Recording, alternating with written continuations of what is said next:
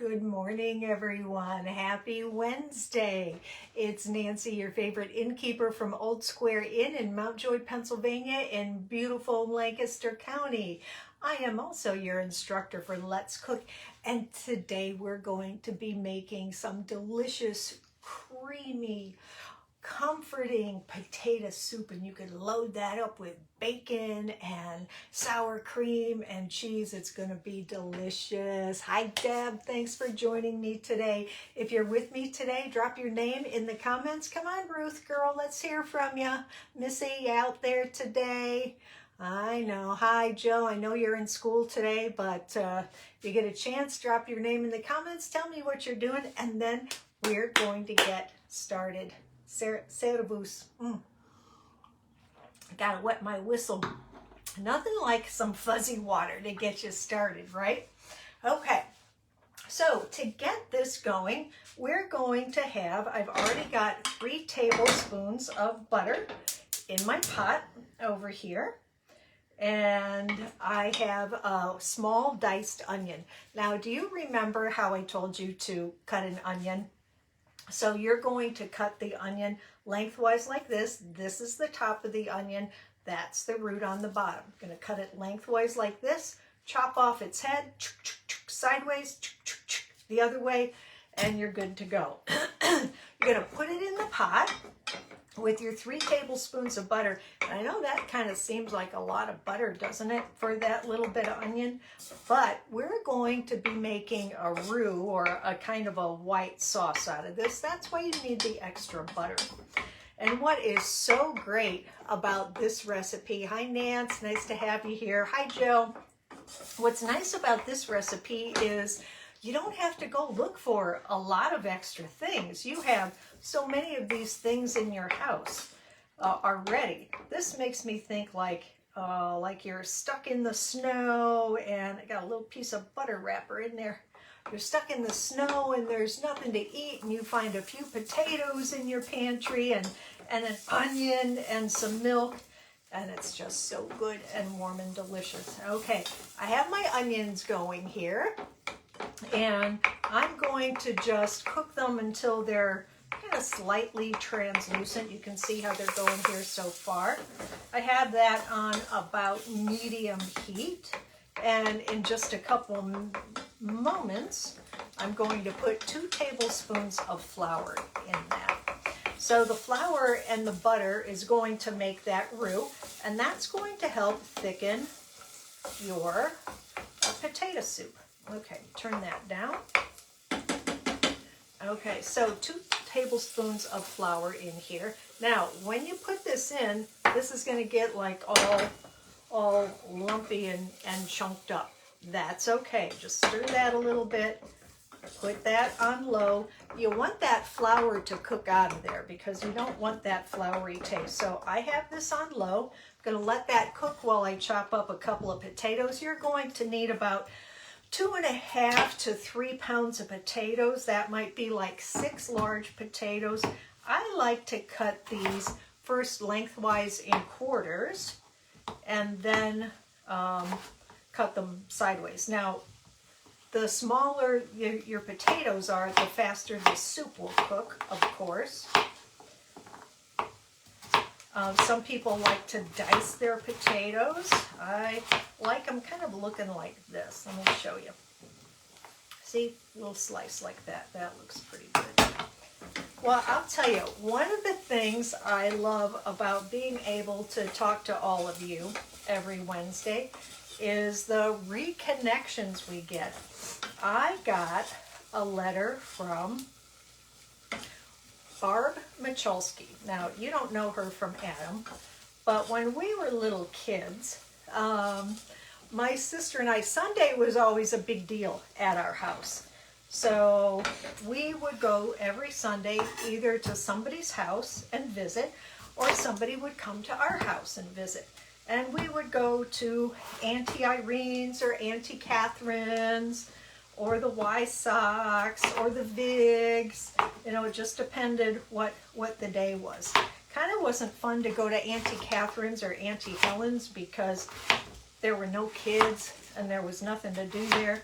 when we went to Auntie Irene's, that was kind of fun because Johnny was there and he was kind of like a scientist, and he would show us like all the latest stuff in tape recorders. So that was kind of fun.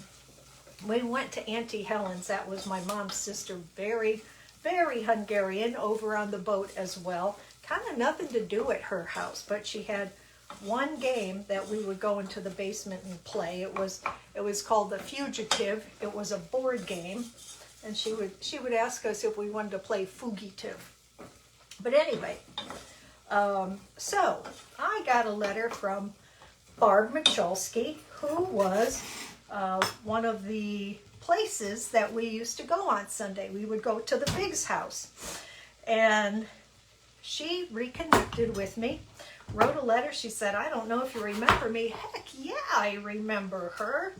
So we would go there, and we always thought her mom was just like such a movie star because she was always so elegant and always so elegantly dressed. And when we were there, I remember they always had these candy dishes out filled with candy, and that was like, oh my gosh, there's a candy dish just sitting out in the open. And my sister and I, like bit by bit, would eat this candy, and we would think that nobody saw anything happen, and you know, I'm sure they thought, holy moly, these kids devoured this whole jar of candy. But we thought we were so sly. All right, so I have the onions cooked to where I like them. The butter is in here. Now I'm going to pour the milk in. And here's what you need to think about with the milk. I'm going to pour in a little bit at a time.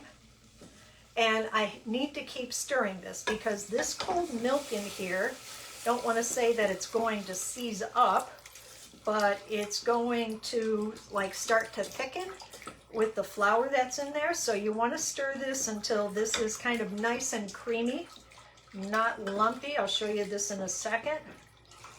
And you're looking for about a quart of milk. That would be 4 cups. Or you could also use 2 cups of chicken broth and 2 cups of milk. Okay, so I poured that in. It just looks like this. Not a whole lot going on. Now, as this starts to cook, it's going to thicken up because we have that roux in there. That's the flour and the butter. And I'm going to put about 3 cups in here and save maybe 1 cup out. Now, to this, I'm also going to add 1 teaspoon of salt. And, you know, I am not a salter, but the potatoes, this really needs the salt in there. And I'm also going to add a teaspoon of paprika because I love to put paprika in everything. I have this on about medium right now, but you know that when you're cooking with milk, you really have to keep your eye on that because the bottom of that could scorch. Okay, about a teaspoon of paprika in there. Oh, even Penzeys paprika smells good. Smell that. This is sweet Hungarian paprika. I'm telling you what, if anybody ever gives you a jar of Penzeys for your birthday or Christmas or no occasion at all, that means they love you. These are really good spices. Look at the top of that, how cute that is. They even have a little heart in there and it says, love to cook. I know, so cute. All right, so we're going to stir this up, let this thicken a little bit. And I can even put my potatoes in right now. Like I said, I want about 5 or 6 big potatoes. That's about 2.5 to 3 pounds of potatoes. But you know what? You can put in as many potatoes as you like. That's the best thing about this soup. It doesn't really, I don't want to say there's no recipe to follow, but you can't mess it up unless you burn the milk. Then that might mess it up a little bit. By the way, if you ever scorch the bottom of something, don't scrape the pan and scoop it up. Just take what that is and pour it off the top, and you might be able to salvage some of that. But you know, once you get one of those burnt pieces in there, that kind of wrecks it. Know what I mean? All right. So this is, look, this is very watery right now. That's what's going to happen until it starts to cook. I'm going to put some more potatoes in there. Get in there, because they're so good. And you could do potato soup a lot of ways, but I like this way. Sometimes people will pre-cook the potatoes and then just add it to a roux, like we made with the flour and the butter and the milk. But I like this way because I like how the potatoes cook in the milk and it just flavors the whole thing. All right, so this is what we're looking at right now. See, very watery, very thin, but as this cooks and the flour in there cooks up, this is going to get very thick and so delicious. And what I love about this as well is that, like, you could have dinner on the table in 45 minutes. I know, how good is that? Also, did you know that you could cut potatoes ahead of time, peel them, cut them ahead of time, just put them in a bowl and cover them with water, and then they won't turn brown. So if you're like, yeah, I want to make this potato soup, but I don't have time to babysit it right now, maybe I can cut up the potatoes. Yeah, you can. You can cut up the potatoes, and they'll be ready for you when you're ready to go. Sometimes that's how I prepare at the inn. I'll dice or slice my potatoes, cover them with water, and then I have them ready in the morning. But let me show you what we have going on here. So good. All right, so I have some soup all ready that I made yesterday. It was so good. It looks like this. So you could see how this has already thickened up. But if I want this even thicker, I can do another thing to it as well. This one could use a little more paprika, actually. Oh, let me show you this while we're going. Okay, so do you see how the different colors here? As this cooks, the paprika is kind of floating on top. See what happens when I move that? So that's all going to get mixed in. But I do want to put some more here. Okay, so remember I asked you if you had an immersion blender? Now you can take the immersion blender, put it in the pot, smash up some of those potatoes and thicken up your soup a little bit as well. If you don't have an immersion blender, you can take your wooden spoon and smash them against the side. But I wanted to show you this. Did you get your immersion blender for Christmas? This is what I have. Look how cool this is. I know, like a power tool. This is by Oster. So it has a little on and off button here. It even has like a control, like I can make it go real fast. I can make it go slower. And look at the bottom of this. I like this because this, you just put it flat in the bottom of the pan. You don't have to worry about the blade scraping the bottom. It has these little holes on the side so everything doesn't bubble up and around. And look at this, is the coolest thing ever. Move a little bit. This comes off, and this goes on this container so you can have yourself a little chop-a-thon going. How cool is that? I got that from as a Christmas present from, or maybe a birthday present, I don't know, from Amy one year. So I'm just going to take this, put it in the bottom of the pan.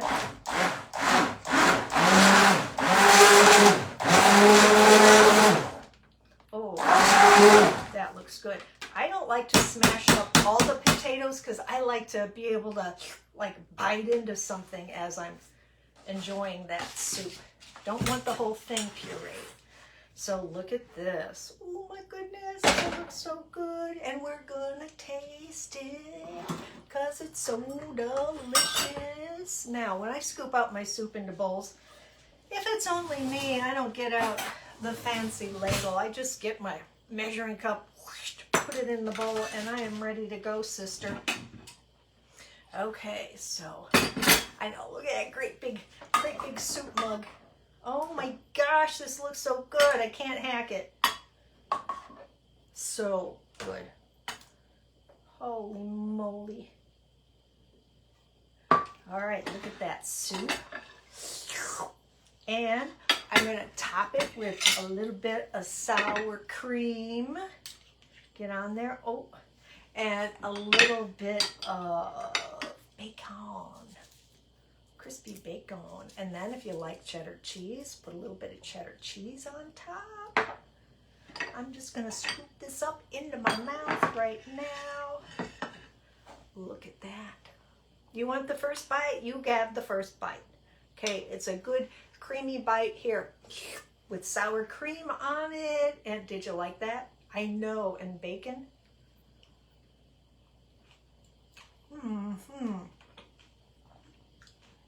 This is like love in a bowl. Love in a mug. So good and so creamy. All you need now is like a glass of wine. And you bite into this, and look at this. You have like this creamy, thick soup. You have this delicious bacon. You have this added layer of sour cream in here. And if you really want to carve out, get yourself some good crusty bread. Or you know what else would be good? Like if you had some grapes off to the side just to eat that. That would be good too. Another bite. Here's yours. Here's mine. I could have this for first lunch, second lunch, tea time, and everything else. See you later. Bye. Just kidding. That is so good. So good. All right. So you have any questions on that? That is pretty easy and straightforward. I posted the recipe earlier this morning. About 3 tablespoons of butter, 2 tablespoons of flour, about a quart of milk or half broth and half milk. Here's what's happening with our other soup here. See, still real thin, but as you continue to cook this, this is going to get thick. Got your onion in there, your salt in there, paprika. So good. All right, next week we are going to make tomato bisque. And then broccoli cheddar after that. Then we're going to go into February with Super Bowl and Valentine's and chicken pot pie and everything else. Is going to be so good. So remember, please like us on Facebook. Continue to do that. Share this post with your friends. And remember, something good is going to happen today to you and through you. And be open to receive all the good gifts God wants to give you today, because there are a lot of them. I will see you next week. Let me know how your soup turns out. It is so good. All right, see you next time. Bye-bye, everybody.